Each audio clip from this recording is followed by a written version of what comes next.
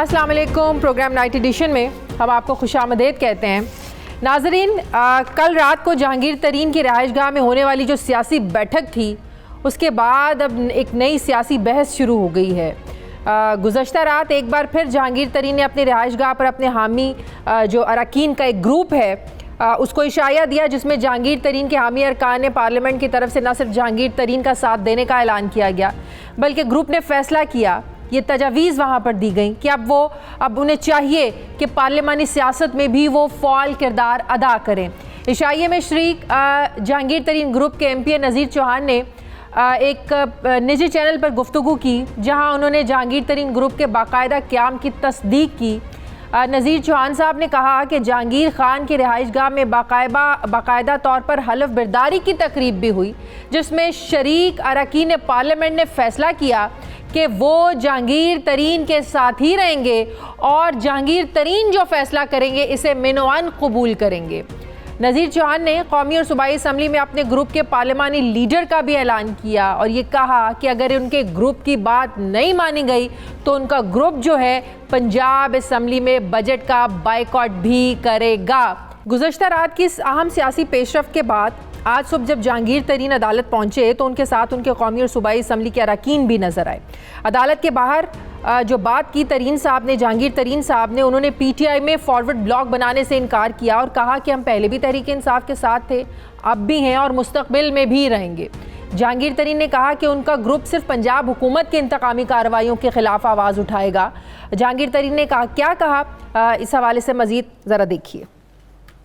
हम कोई forward block नहीं है, हम PTI का हिस्सा हैं, रहेंगे और कोई किसी किस्म की पार्टी नहीं टूटी, ना इंशाल्लाह ये टूटेगी। पंजाब हुकूमत ने हमारे ग्रुप के जो मेंबर्स हैं उनके साथ इंतकामी कार्रवाई शुरू कर दी। इस किस्म के दबाव का जो नतीजा था वो उसकी वजह से कल मेरे अशाइये में लोगों ने फैसला किया कि हम अब अपनी आवाज़ उठाएंगे पंजाब की असम्बली में, और ये तमाम जिम्मेवारी इसकी है पंजाब हुकूमत पे, उनके रवैये पे जो बिल्कुल गलत रवैया था। अब इस सारी एपिसोड के बाद एक बड़ा अहम सवाल पैदा होता है कि इस ग्रुप का लीडर कौन है। जहांगीर तरीन, जो रात को हलफ बर्दारी की तकरीब हुई जिसमें कहा कि जहांगीर तरीन जो फैसला करेंगे हम उनके साथ खड़े हैं, या ये ग्रुप समझता है कि उनका जो लीडर है वो आज भी इमरान खान है। मुझे बात ज्वाइन कर रहे हैं नज़ीर चौहान साहब, जहांगीर तरीन ग्रुप के रहनुमाएँ। कल से बड़ा गरज बरस रहे हैं टेलीविज़न स्क्रीन्स पर आकर। अस्सलाम वालेकुम, बहुत बहुत शुक्रिया चौहान साहब आपका, थैंक यू। सबसे पहले तो मैं ये पूछना चाहूँगी आपसे। वालेकुम अस्सलाम जी, बहुत शुक्रिया शाज़िया। नज़ीर चौहान साहब, आपका लीडर कौन है, इमरान खान या जहांगीर तरीन? देखें शाज़िया, सबसे पहली बात तो ये है कि हमारा लीडर कल भी इमरान खान था, हमारा लीडर आज भी इमरान खान है और हमारा लीडर कल आने वाले वक्त भी इमरान खान ही होगा। इसमें कैटेगोरिकली बिल्कुल क्लियर मैसेज है।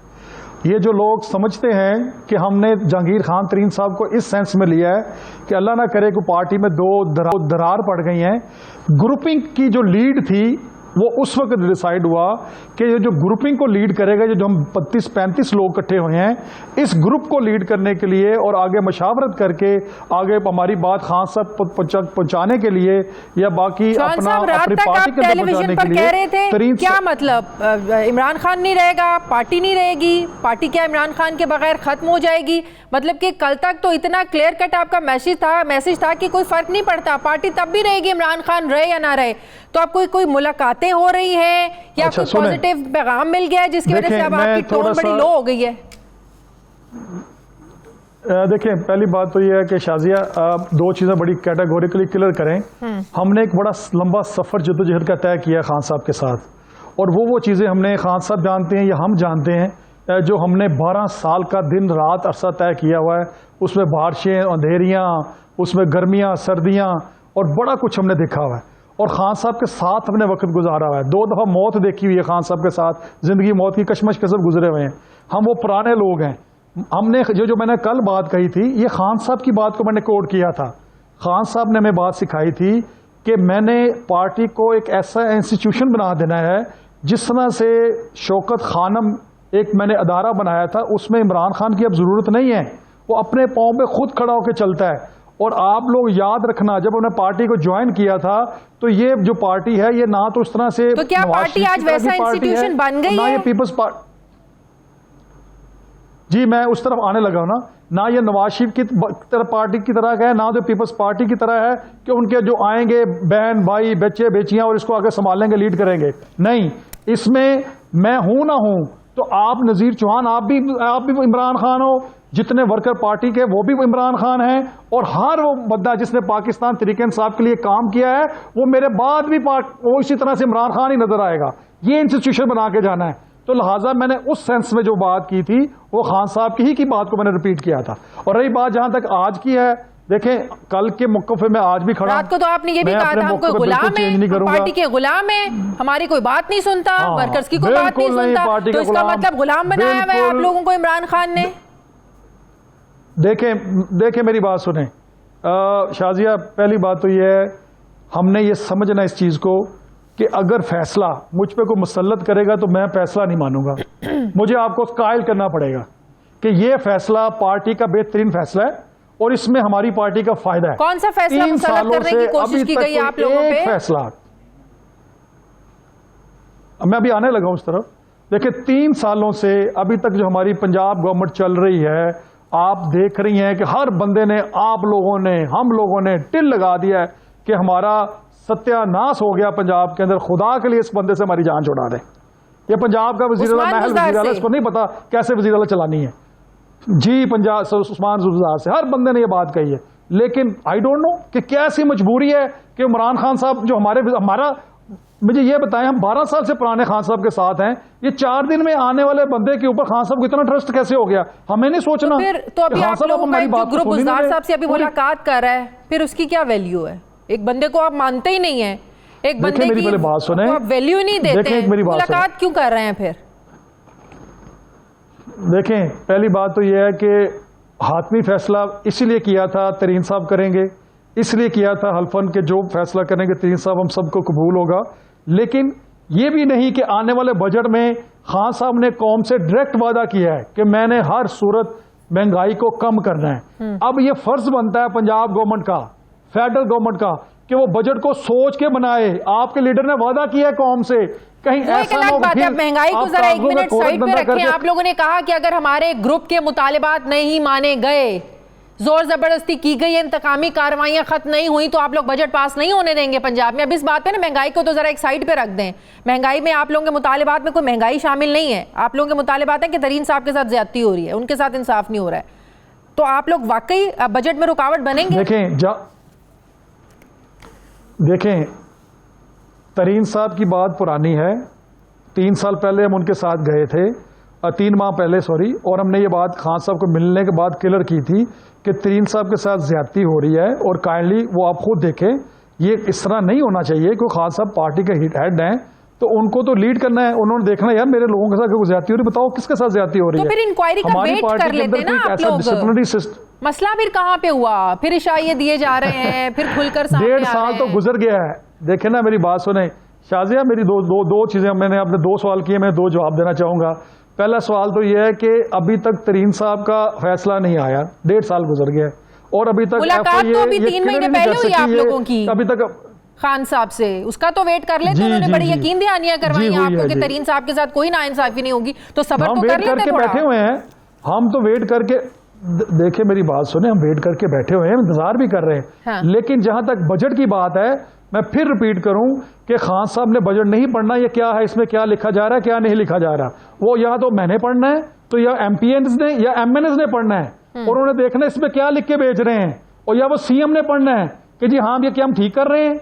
लेकिन अगर उसके अंदर फिर वही वाला बजट पास होने जा रहा है जिसके अंदर अवाम को कुछ भी रिलीफ ना दिया गया, तो ये बताएं कि हमारा चौथा बजट हम किधर जाएंगे।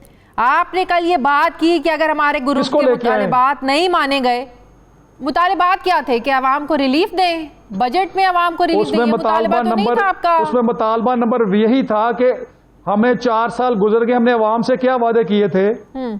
हमने अवाम के पास नहीं जाना इलेक्शन लड़ने, मेरा जाती तो कोई एजेंडा नहीं है, मैं कुछ जाती सीएस में तो एमपी बनने का मुझे कोई शौक नहीं था, ना तो इस एमपी से बनने का मुझे कोई फायदा होना है, ना तो इस एमपी की वजह से मुझे कुछ जाती को मुफाद है। ना तो मैंने कोई इस तरह का कोई चीज़ देनी है जिस एमपी बन के जिसके बगैर मैं रह नहीं सकता। हमने अगर हमने जिद्दोजहद की थी तो पाकिस्तान तरीके से इमरान खान साहब के नजरिए पे की थी। आज भी उस जिद्दोजहद के ऊपर मैं भी खड़ा हूं। अब मैं भी इमरान खान हूं, मैं भी ये बात कर सकता हूं खान साहब कि हमारी सुन तो कोई रहा नहीं, तो हम क्या करते? फिर आपके चैनल का सहारा लेते, फिर जंगीर खान तरीन साहब के पास 5 बैठ कर मिलते करके उनको लीडर बनाते। कौन सुन रहा हमारी बात, ये बताएं। चले आपकी तो सुन रहा होगा कोई, आप बता दें किसके पास जाएं। आपकी भी सुन रहे हैं ना, टीवी नेशनल टीवी चैनल्स पर आप कल से आ रहे हैं, अपने मुतालिबात रख रहे हैं। आप बता दें ना, सुन रहे अगर हम अपने होंगे बुज़दार साहब से मुलाकात हो रही वक्त की। देखिए मेरी बात सुने शाजिया, पहली बात तो यह है कि करप्शन एक है इशू, चल रहा है, चलने दे। ये बाकी जो इस्लाहात हैं, जो डेवलपमेंट्स हैं, जो मुल्क को तरक्की तरफ लेके जाना है, वो नहीं करनी क्या? सही। अभी जो बुज़दार साहब से मुलाकात हो रही है, कोई खास पैगाम मिला था रात की एपिसोड के बाद, रात के वावेले के बाद जो एक लावा फटा रात से? जी, रात के एपिसोड के बाद शायद बुज़दार साहब को यह एहसास हुआ है कि ये तो वाकई आजाद लोग हैं जिनकी वजह से मैं वज़ीर आला बना हुआ हूं। अच्छा, शायद उनको किसी ने समझाया कि आपको पता क्या बात हुई है? उसने कहा क्या हुआ होगा? वो मैं बुज़दार ने सोचा, अच्छा क्या कह रहे हैं ये? उन्होंने कहा होगा यार ये आपको कह रहे हैं कि हमने आजाद जीत के आपको वज़ीर आला बनाया है, हमारी बात सुनो। उन्होंने कहा अच्छा चलो बुलाओ फिर की बात तो सुने, क्या कह रहे हैं। उनको तो ये भी नहीं पता होगा कि मैं आजाद वज़ीर अपना एमपीज़ के साथ बना हुआ हुकूमत में। अगर ये आजाद लोग नून लीग के साथ चले जाते तो क्या हम पंजाब में पीटीआई की हुकूमत बना सकते? मुलाकात के बाद भी अटल फैसला है कि आप लोगों ने अलग एक पार्लिमानी ग्रुप जो है ना वो अब आपका होगा असेंबली के अंदर। ये देखें पार्लिमानी ग्रुप अपना होगा हमारा, ये हल्फन हुई है बात, लेकिन ये बात कहीं नहीं हुई कि हम अल्लाह माफ करे पाकिस्तान तरीके इंसाफ से बाहर जा रहे हैं। अच्छा। या हमारा कायद अल्लाह ना करे जंगीर खान तरीन है, हमारा कायद आज भी इमरान खान है, कल भी इमरान खान होगा, और अगर इमरान खान नहीं होगा तो हम सियासत ही नहीं करेंगे। ठीक, बहुत बहुत शुक्रिया जहांगीर ग्रुप के रहनुमा कहे नज़ीर चौहान साहब, बहुत बहुत शुक्रिया। वो भी आज यही कह रहे हैं, कल तक कोई और बात कर रहे थे कि पार्टी क्या सिर्फ इमरान खान के साथ ही रहेगी, आज कह रहे हैं, आज तरीन साहब ने भी सुबह कहा हमारे लीडर इमरान खान थे, हैं, रहेंगे। अब ये भी यही बात कर रहे हैं चौहान साहब के हमारे लीडर इमरान खान थे, हैं और रहेंगे, क्योंकि अभी इनके ग्रुप की एक वफ्द गया है बुज़दार साहब से मिलने के लिए। अब देखते हैं कि वहाँ से क्या खबर निकल कर आती है, क्या बुज़दार साहब इस ग्रुप को राम करने में कामयाब होते हैं या नहीं। मुझे ब्रेक लेने वापस आते हैं वक्फे के बाद।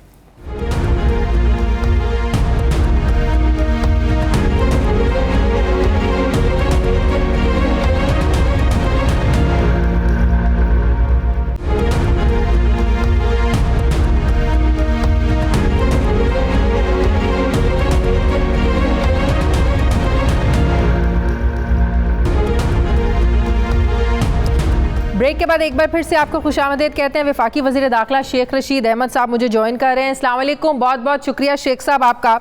शेख साहब, कल रात से तरीन ग्रुप एक बार फिर से बड़ा एक्टिव नज़र आ रहा है, यहाँ तक पैगामात दिए जा रहे हैं कि अगर इमरान खान नहीं होंगे तो क्या मतलब है, पार्टी नहीं होगी, पार्टी तो रहेगी, इमरान खान से तो पार्टी नहीं है।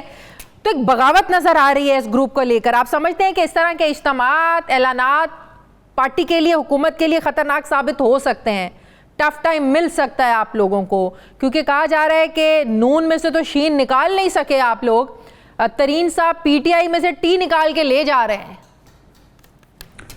देखिए मेरा नहीं ख्याल, मैं मानने के लिए तैयार नहीं हूँ कि जहांगीर तरीन जो है वो इमरान खान को छोड़कर जाएगा। मैं अपना पॉलिटिकली कहता हूँ, और सॉरी टू से इमरान खान का नाम ही पीटीआई है, बाकी क्या है पीछे अल्लाह का नाम ही है। मैं नहीं मानता किसी को पीटीआई और Imran Khan is PTI and PTI is Imran Khan.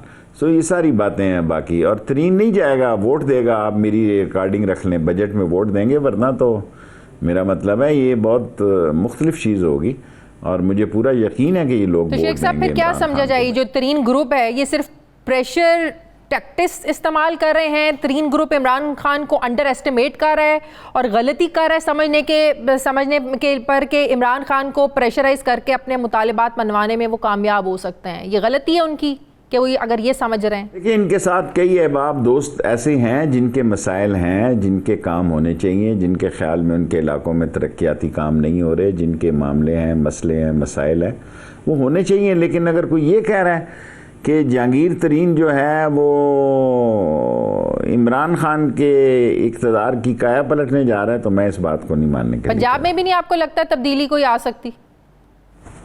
मैं तो नहीं देख रहा, इमरान खान वहाँ खड़ा है और मैं तो नहीं देख रहा कि पंजाब में सियासत में कुछ भी हो सकता है, हर चीज़ के लिए तैयार रहना चाहिए शेख साहब। तैयार है हर चीज़ के लिए। इमरान खान ने एक बड़ी वाज़ेह लाइन ले रखी है, मेरा नहीं ख्याल। और कल मैं कोशिश करूँगा कि कल मैं तो पंजाब की सियासत नहीं करता, कल जाऊँ शायद और पूछूं बुज़दार से। और बुज़दार ने एक बात मुझे पहले कही थी कि शेख रशीद मेरी तो जब मैं बना हूं ना कोई वोट थी और ना है, सो वोटें हैं इमरान खान की, इमरान खान ने मुझे लगाया, जब तक वो लगाए रखेगा मैं रहूँगा। सो इमरान खान, लेकिन क्या करें जिन लोगों की शेख साहब वफादारियाँ या आप तरीन साहब के साथ हैं, वो तरीन साहब के कहने पर पार्टी में शामिल हुए, उनके साथ मिलकर वो हलफ ले रहे हैं, एक अलहदा पार्लिमानी ग्रुप जो है ना वो बना रहे हैं, तो फिर वफादारी अगर उनकी उस ग्रुप की होगी तरीन साहब के साथ, तो फिर खान साहब क्या कर लेंगे? फिर तो कुछ भी हो सकता है, कभी भी कोई तब्दीली आ सकती है। सियासत में तो बदल सकता है सब कुछ, सियासत सियासत है। लेकिन मैं नहीं देख रहा कि तरीन को इमरान खान की हुकूमत टॉपल करते हुए देख रहा। अपोजिशन वैसे नालायक है, तरीन के मामलात जो हैं मैं नहीं देख रहा कि वो इस हद तक जाएगा कि वो इस गवर्नमेंट को। तरीन साहब को चारों तरफ से घेर लेंगे, फिर सेल्फ डिफेंस में तो इंसान कुछ भी कर सकता है ना, फिर तो वो हक रखते हैं अपना दिफा करने का, फिर तो वो 40 लोगों को साथ में लाएं, पंजाब असम्बली का भी बजट ना पास होने दें, उधर कौमी असम्बली का भी बजट पास ना होने दें। टफ टाइम तो बहरहाल एक तलवार तो लटक रही है शेख साहब। लेकिन कानून है, अदालतें हैं, और वो कह रहा है मैं अपना केस लड़ूंगा, तो इमरान खान भी यही कहता है कि अपना केस अदालत में लड़ें, और वो अपना केस लड़ रहा है अदालत में। और बाकी अगर ये कोई समझे कि इमरान खान कोई कमी बेशी करेगा तो मेरा ख्याल है नहीं करेगा। शेख साहब 2.5 साल रह गए हैं, आपको नहीं लगता इन चैलेंजेस से निमटना हर आए रोज़ मुश्किल होता जा रहा है खान साहब के लिए, पार्टी के लिए? एक तरफ ऑपोजिशन है, एक तरफ माफिया है जिसका रोज़ जो है ना प्राइम मिनिस्टर साहब जिक्र करते हैं, उससे भी लड़ना है, फिर पार्टी के अंदर इख्तलाफात हैं ये जो रोज़ आप लोगों के सामने आते हैं। 2.5 सालों में भी अगर आप इन्हीं मामलात में उलझे रहेंगे तो जो वोट लेना है आप लोगों ने एक कारकर्दगी की बुनियाद पर, कहने को तो यही कहना चाहिए कि 1 साल रह गया, 1 साल में तो आप लोगों ने इलेक्शन की सारी तैयारियां करनी होती हैं, वोटर को राज़ी करना होता है कि पिछले 4 सालों में क्या किया, अगले वादे करने होते हैं आप लोगों ने। आपको नहीं लगता सिर्फ कारकर्दगी की ही एक ऐसी चीज़ है जिस पर आप लोगों को वोट मिलना है? ये वोट लेना मुश्किल हो जाएगा अगर इन्हीं चीज़ों में उलझे रहे, ओपोजिशन, माफिया, एहतसाब, तरीन ग्रुप, मुश्किल हो जाएगा। देखिए, एक तो ये अपोजिशन इतनी नालायक है कि कोई बड़ा 3 साल में ना डंड डाल सकी ना अगले 2 साल में मैं इनसे तोके रखता हूँ। इमरान खान के साथ लोगों को एतराज़ हैं, इख्तलाफ हैं, लेकिन इनके बारे में भी उनकी राय है। जो इमरान खान ने एक ठप्पा लगा दिया कि ये चोर है, और वाकई ये चोर है, मुझे ज़रा बराबर शक नहीं है कि लोगों के ज़हन में ये बात इमरान खान ने डाल दी है कि मैं इन चोरों के ख़िलाफ़ लड़ रहा हूँ। और इमरान खान का वोट भी एहतसाब का वोट है, कोई ये बड़ी माजरत के साथ लोगों ने एहतसाब के लिए इमरान खान को वोट दिया। और अब जब शहबाज जा रहा था तो उसकी, नवाज शरीफ जब चला गया तो ही वॉज वेरी अपसेट। जब शहबाज शरीफ जा रहा था तो उसके ख्याल में तो ये हमारे लिए ये ज़्यादा नदामत है कि लोग समझें कि हमारे हाथ से ये निकल गए और हमारे हाथ से ये चले गए। हाथ से निकल गई, या डर था कि कोई इल्ज़ाम ना लग जाए कि अंडरस्टैंडिंग हो गई है, किसी अंडरस्टैंडिंग के ज़रिए आप लोगों ने जो है ना वो शहबाज शरीफ को बाहर भिजवाया, इस इल्ज़ाम से डर लगता था आप लोगों को? बात आप ठीक कह रही हैं कि अगर ये अंडरस्टैंडिंग की फ़ज़ा बन जाती तो फिर हमें ज़्यादा नुकसान था। ये इमरान खान की भी यही राय है, आप जो जवाब ख़ुद अपने सवाल का दे रही हैं, उनका ख्याल है कि अगर ये राय पैदा हो जाए कि हमारी इन चोरों, लुटेरों और डाकुओं के साथ अंडरस्टैंडिंग है, फिर तो हमारा रहता ही कुछ नहीं। सो ही वॉज कन्विंस कि जब हमने ECL में डाला तो उसकी राय में ये एक सही, और कैबिनेट में ने जब इसको अप्रूव किया तो ऑफ कोर्स इमरान खान की आशीर्वाद के साथ कैबिनेट से अप्रूव हुआ।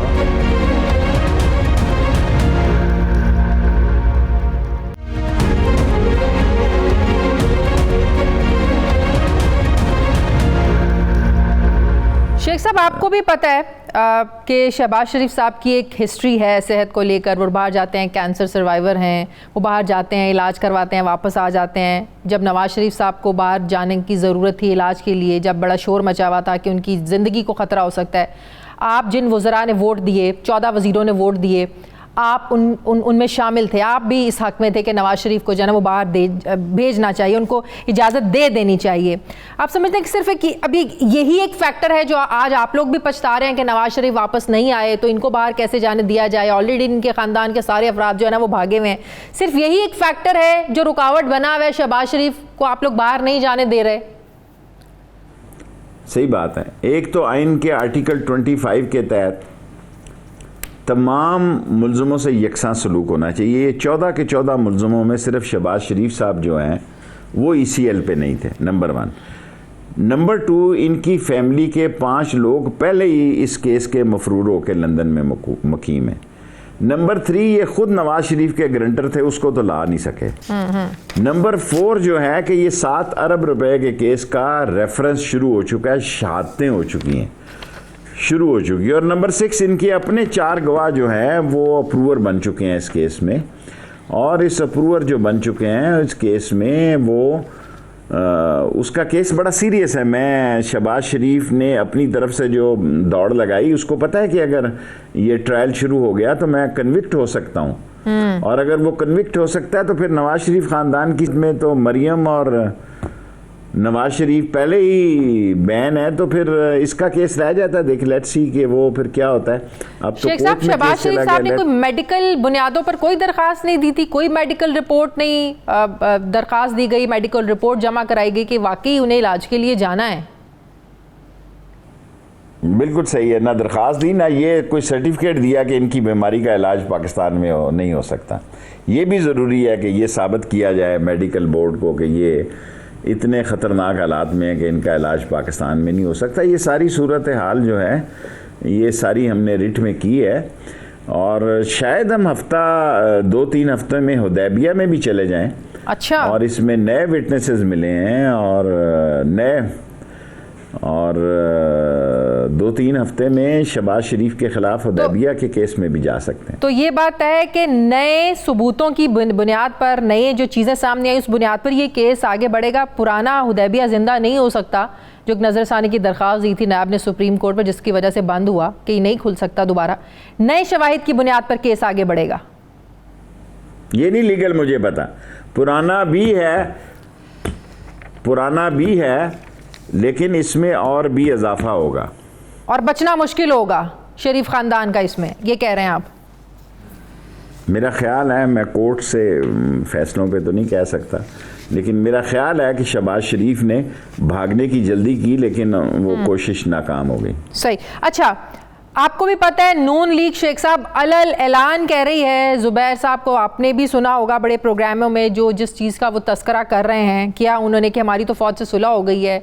जब उनसे पूछें जो लड़ाई थी ख़त्म हो गई है, वो कहते हैं हाँ जी बिल्कुल हमारी तो सुलह हो गई है। तो आपके कानों तक कोई ऐसी बात पड़ी, वाकई कोई अंडरस्टैंडिंग चल रही है जिनके साथ सुलह हो गई है नून लीगियों की? अच्छी बात है, मेरा में फौज हमारी है और अगर आपकी उनसे सुलह हो गई है तो हमसे भी कर लो भाई। आए इस्लाहात करते हैं ताकि फिर तुम ना रोना रो के हमारे साथ हाथ हो गया और ये हो गया है। भाई सुलह, अगर आपने अपना बयानिया बदल लिया है और अगर आपने थूक के चाट लिया है और उन लोग जिनको आपने गालियां दी पंजाब के सूबे के जलसों में, अगर आप समझते हैं कि वो बयानिया गलत था और आपका नया बयानिया दुरुस्त है, तो मुबारक हो आपको, मुबारक हो आपको। हमसे लड़ रहे हैं तो लड़ें, सियासी तौर पर आए। और अगर आप समझते हैं कि ये नया बयानिया दे के आपको ये तकवीत मिल रही है कि लोग, इसका मतलब है लोग उनकी वजह से आपकी तरफ राग़िब होंगे कि भाई इनकी सुलह हो गई है। इनके अंदर में बहुत बड़ा इंतशार है, 2 पार्टियां वाज़े हैं, एक नवाज शरीफ की सोच की, एक शहबाज शरीफ की सोच की। अब मुझे ये नहीं पता कि ज़ुबैर और खाकान अब्बासी कहाँ खड़े हैं, मुझे इनका नहीं पता, क्योंकि दोनों, एक तो जर्नैल का दामाद है और एक DGI का, एक तो जर्नैल का बेटा है जनरल उमर का, और एक खुद जनरल हमारे रियाज साहब के दामाद हैं, अब्बासी साहब DGI होते थे और खुद उनके वालिद भी फ़ौज में थे। उनके गांव में अगर बिगल मारो तो अच्छी खासी फ़ौजी अफसर और जवान निकल आते हैं वहाँ से। ये सारी सूरत हाल उनको पता है, लेकिन मीडिया जो है वो सारे मसले पैदा कर रहे हैं। नहीं शेख साहब, अनफॉर्चुनेटली हकीकत ये है कि हमारे यहाँ हकीकत से ज़्यादा तासुर बिकता है, तासुर पर जो है ना वो कहानियाँ भी बनती हैं, तासुर पर साजिशें भी होती हैं, प्रोपेगंडाज भी बनते हैं, जिस तरह नून लीग कह रही है, ज़ुबैर साहब कह रहे हैं कि हमारे फ़ौज के साथ जो है ना वो ताल्लुकात अच्छे हो गए। लेकिन कुछ ऐसी खबरें भी आ रही हैं कि कहीं पिंडी से गड़बड़ आप लोगों के साथ भी चल रही है। क्या ये दुरुस्त है? इन बातों में भी, इस तासुर में भी कोई हकीकत है या नहीं? फिलहाल है जी, इस तासुर में हकीकत है या नहीं? कोई गड़बड़ नहीं है। अच्छा, मैं सऊदी अरब साथ ही था जी। अल्लाह ने 27वीं की रात रोज़ा रसूल खोला, खाना काबा खोला। हम इस काबिल तो नहीं हैं और सोचा नहीं था कि उम्र में, पहले तो कई दफ़ा खुला, 8-10 दफ़ा खुला। आप सोचा था पता नहीं मरने से पहले कभी खुलेगा कि नहीं खुलेगा। और इमरान खान का अल्लाह भला करे वो साथ ले गए। और ये सोच थी कि अब पता नहीं मौत से पहले ये ज़ियारत, और हुई भी तो 27वीं की रात को। वहाँ मैं ठीक हालात देख रहा हूँ, क्योंकि 1-to-1 मीटिंग्स जो हुई हैं शेख मोहम्मद बिन सलमान के और आर्मी चीफ और इमरान खान के दरमियान, ये भी शो करता है कि भी बहुत अच्छी अंडरस्टैंडिंग है। और मुल्क के लिए फ़ौज जो दर्द रखती है, फ़ौज एक अजीम फ़ौज है और फ़ौज जो सोच रखती है। शेख साहब, मतलब फ़ौज जमहूरियत के साथ है। आज इमरान खान की हुकूमत है, कल को किसी और की होगी, फ़ौज ने जमहूरियत के साथ खड़े होना है। जो भी हो, देखें, ये तो बाजवा साहब ने इन सब की अपोजिशन मीटिंग में कहा कि जनाब फ़ौज इलेक्टेड हुकूमत के साथ खड़ी है। सही। कल अगर आपकी हुकूमत होगी तो आपके साथ खड़े होंगे। सही। और इसमें बिलावल भी थे और सारी पार्टियां थी, मैं भी था। सो उन्होंने कैटेगोरिकली कहा है कि फ़ौज वहीं खड़ी है जहां मुंतखब हुकूमत खड़ी है। शेख साहब, रिंग रोड स्कैंडल पर ऑपोजिशन बहुत ज़्यादा वावेला मचा रही है। एक बड़ा मजबूत केस है, कह रहे हैं पानामा स्कैंडल 2 है ये। आपको लगता है कि ये स्कैंडल हुकूमत के लिए मुश्किलात खड़ी कर सकता है? जुल्फी बुखारी ने तो इस्तीफ़ा दे दिया। कल कैबिनेट के इजलास में भी प्राइम मिनिस्टर साहब ने गुलाम सरवर खान साहब से बात की कि तुम्हें प्रेस कॉन्फ्रेंस नहीं करनी चाहिए थी, जब इंक्वायरी रिपोर्ट में तुम्हारा नाम नहीं है तो इस तरह मीडिया के सामने नहीं बात करनी चाहिए थी। कोई मुश्किल पैदा हो सकती है? आपको लगता है कि बड़ा मजबूत केस बन सकता है इस हुकूमत के खिलाफ रिंग रोड स्कैंडल? मेरा नहीं ख्याल। और फवाद साहब ने कल स्टेटमेंट दी है कि इसमें कोई वज़ीर मशीर मुलव्वस नहीं है। और मुझे नहीं पता जुल्फ़ी ने क्यों दी। मैं कैबिनेट में मौजूद था कि सरवर खान ने कहा, जब पंजाब पे उसकी रिजर्वेशन थी और प्राइम मिनिस्टर ने ये कहा कि जब आपका, ये सारी बातें कल टीवी पे हो गई हैं, कोई और बात करें ताकि आपका टाइम जो है कल, क्योंकि मैं कहूँगा तो अब मैं इसलिए कह रहा हूँ कि हाँ सरवर खान साहब ने ये बात की। अगर मेरी कल टीवी पे उनका बयान ना चला होता तो मैं ना कहता। उन्होंने कहा सरवर खान ने कि जनाब ये मुझे कबूल नहीं है ये सारी बात, ये TOR पंजाब बना के मुझे इसमें निशानदेही की जाए। और PM ने उसका कहा जब आपका नाम नहीं है तो पंजाब में किसी और की हुकूमत तो नहीं है, आप लोगों की हुकूमत है। तो वो कह रहे हैं पंजाब से साजिश हो रही है, तो वाकई कुछ सच्चाई लगती है जो वो बात कर रहे हैं कि पंजाब में आप लोगों की हुकूमत है और वही उनके खिलाफ साजिश कर रही है? देखिए, मैं समझता हूँ सरवर खान साहब बहुत अच्छे आदमी हैं, वो ऐसे आदमी नहीं हैं। और उन्होंने जितना बड़ा बयान दिया वो मेरे इलाके का आदमी है और पिछले कई दफ़ा हम 2-3 दफ़ा कैबिनेट में इकट्ठे भी रहे हैं। सो उसने कैटेगोरिकली कहा है। तो ये बड़ी बात होती है कि आप जब वन साइडेड बात सुन रहे हैं तो सरवर खान की बात को भी सुने। उसने कहा कि मेरा और मेरे ख़ानदान का कोई फ़र्ज मुलव्वस नहीं है। आखिरी सवाल शेख साहब, क्या तहरीक इंसाफ आपको लगता है कि गैर मकबूल हो रही है गवर्नेंस के लिहाज से? अब डिलीवरी का टाइम था, डिलीवर करना था आप लोगों ने आवाम को, जो नहीं कर पा रहे हैं, इन्हीं चीज़ों में उलझे हुए हैं, स्कैंडल आ रहे हैं, ऑपोजिशन है, माफिया से लड़ना है, एहतसाब है, गैर मकबूल हो रही है? कुछ डिलीवर कारकर्दगी नहीं दिखा पा रहे आप लोग, अपने लोग नाराज़ हैं आप लोगों से? देखिए, तहरीक इंसाफ को लोग अंडर एस्टिमेट कर रहे हैं। ये अपोजिशन नालायक समझ नहीं रही। एक यूथ का बहुत बड़ा उसकी अटैचमेंट है और ये जो अगले इलेक्शन की बिगल बजा रहे हैं और शादियाने बजा रहे हैं, इमरान खान भी यही हैं, यही भी यही हैं। 5 साल भी पूरे करेगा, अगला इलेक्शन भी धड़ल्ले से लड़ेगा इंशाल्लाह। इमरान खान, फैसले अल्लाह के हाथ में है, वो जिसको चाहता है इज्जत देता है, जिसको चाहता है। आप मुतमईन हैं कारकर्दगी से? इंशाल्लाह ताला। सही, बहुत बहुत शुक्रिया, बहुत शुक्रिया। वफाकी वज़ीर दाखिला शेख रशीद साहब मेरे साथ थे। मुझे ब्रेक लेनी है नाज़रीन, वापस आते हैं छोटे से वक्त के बाद।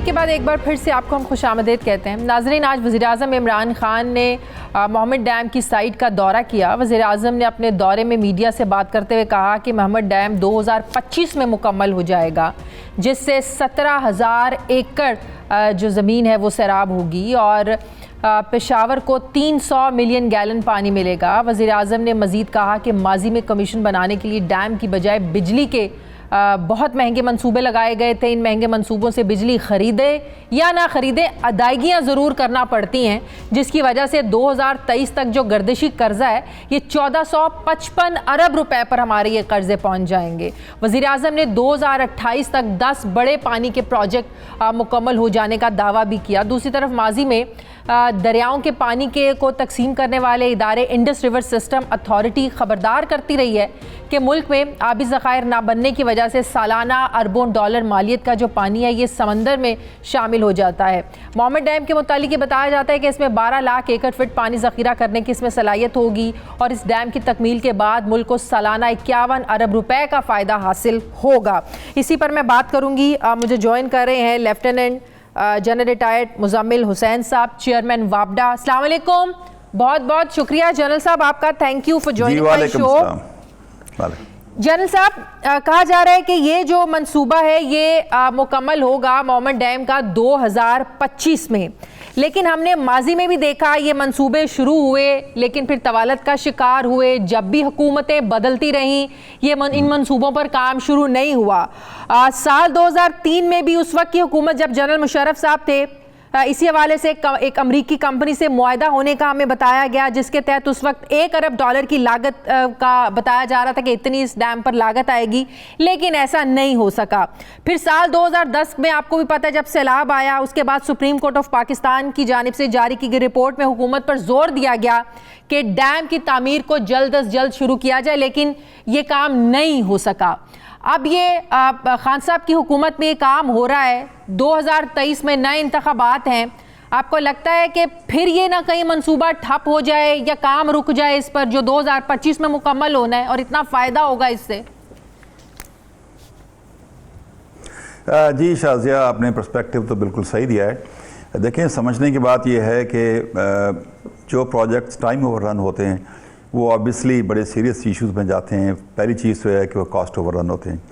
तो ये टाइम ओवररन, कॉस्ट ओवररन, ये 2 बुनियादी फैक्टर्स हैं जो हर प्रोजेक्ट को प्लान करते वक्त ध्यान में रखे जाते हैं। Without going into details what happened earlier, मैं मोहम्मद के बारे में आपको ये बता दूं कि इसका जो हमारा डिटेल इंजीनियरिंग डिज़ाइन था और फिर प्रोक्योरमेंट हमने की, मोबिलाइजेशन की, तो हमारी टाइम लाइन ये थी कि हमने इसको सितंबर 2019 में स्टार्ट किया था।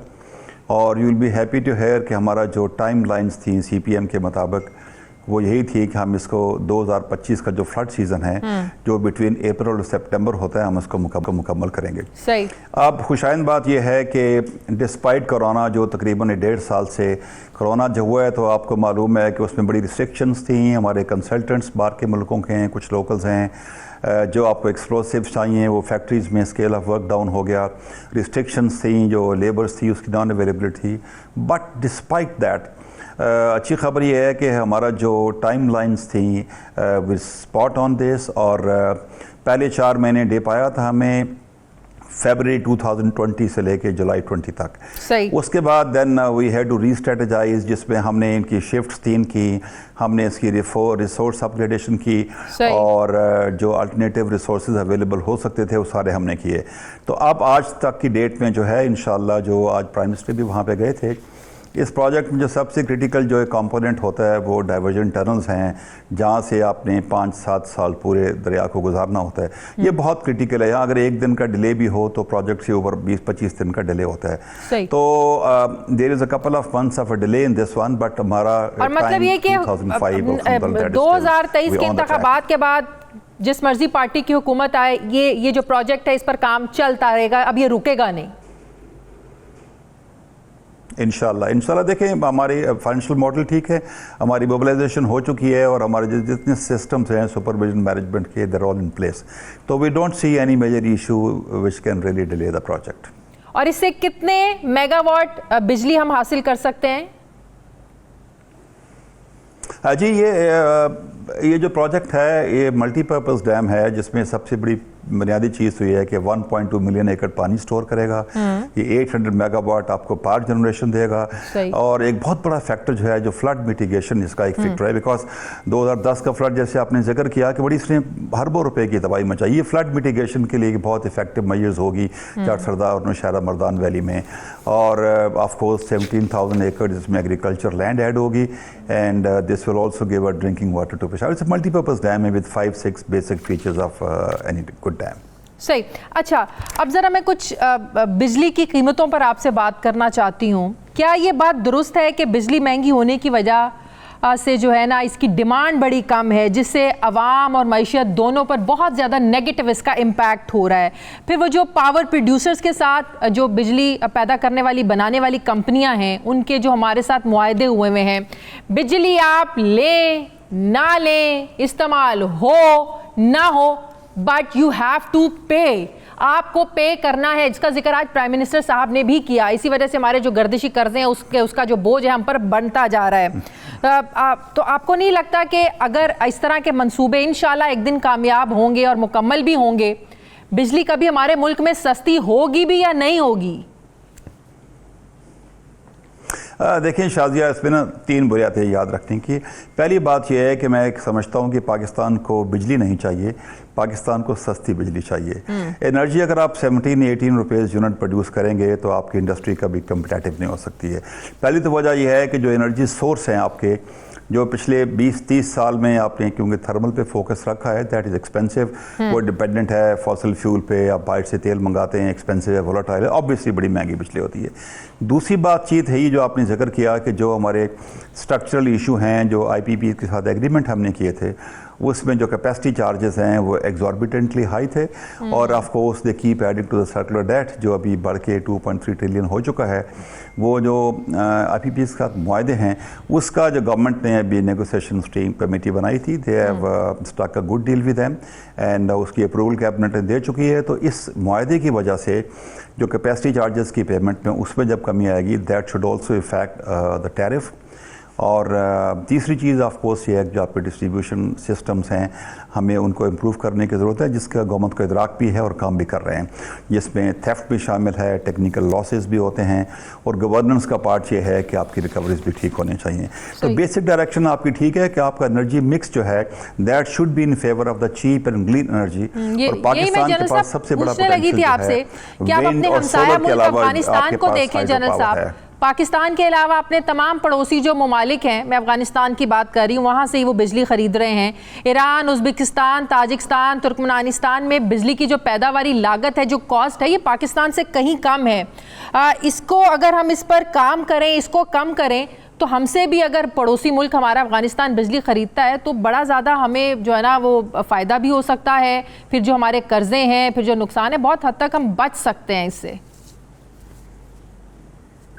बिल्कुल बिल्कुल, आप ठीक फरमा रही हैं। आपको जो पोटेंशियल्स है वो तीनों फील्ड्स में है, हाइड्रो पावर में है, सोलर में है और विंड में भी है। तो तीनों का एक बड़ा अच्छा मिक्स लेके आप आगे चलेंगे तो आपकी प्राइसेस भी कम होंगी, और ऑफ कोर्स आपकी इकोनॉमिक डेवलपमेंट की बैकबोन जो है वो चीप एनर्जी है। ठीक है, बहुत बहुत शुक्रिया lieutenant general retired Muzammil Hussain साहब, चेयरमैन वापडा, मेरे साथ है। Thank you very much. नाज़रीन, हमारे प्रोग्राम का वक्त ख़त्म हो गया है। फीडबैक ज़रूर दीजिएगा, अपना ख्याल रखिएगा। मुझे इजाज़त दीजिए, अल्लाह हाफ़िज़।